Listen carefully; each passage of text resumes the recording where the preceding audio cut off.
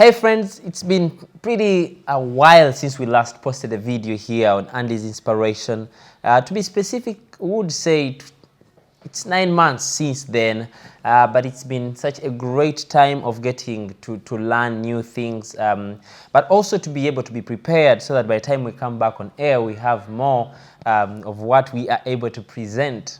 But to start with, I felt like it would be prudent to wish you a happy new year, but also today's video basically just wanted to catch a moment, for us to get to share on a few things that I've been learning while I've been off air, but also a few things that I feel like, what did the previous year teach me, right? And so those are some of the things that I'm here to be sharing with you, but also to let you know that, hey, we are back fully in action every month, 2 videos coming out. Please go back, let's support, and let's try to learn as you learn from us and as we learn from you as well through your comments, right?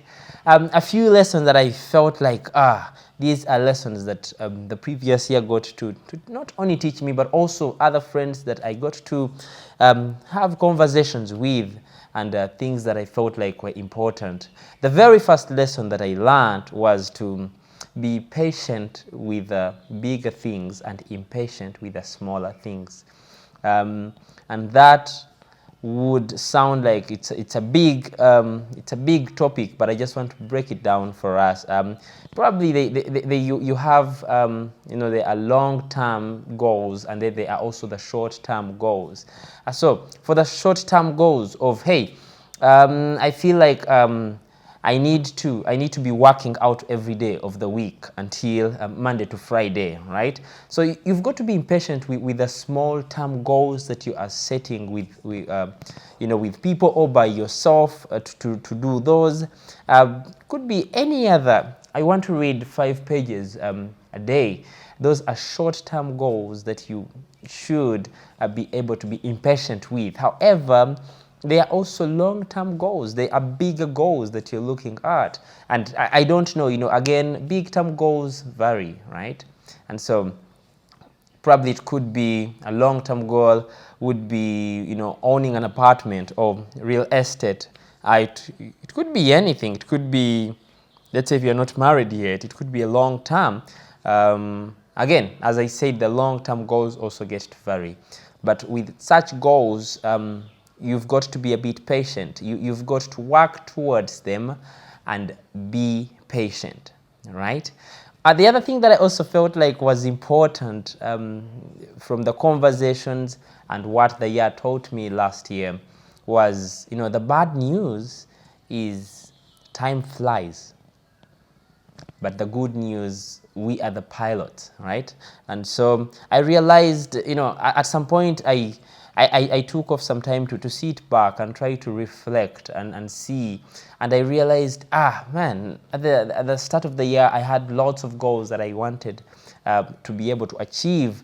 But because of one thing or the other, before I knew it, not everything was, accomplished. And looking at the time and how I used to think of, I could procrastinate over this, I realized that time gets to fly.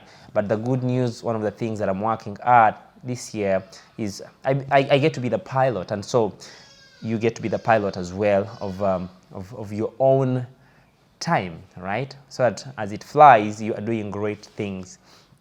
Great. So those are only 2 that I felt would be good. But just before I could finish, I also thought it would just be important for me to get to mention of this one goal that I learned from actually one of the sermons that I was listening to of, the only payment for your dream is being patient, right? I would say that again. The only payment for the dreams that we have is the patience that we get to have, right? There is when we want something and we are going over and beyond of, we want it. And so I see it with someone else and I want it. But the only patience rather the only payment for the dreams we have is being patient, right? And that means that you are not going to get off the lane because it's taking a lot of time. As long as we are patient and we are working hard towards that, then we surely get to be able to achieve the dream that we have.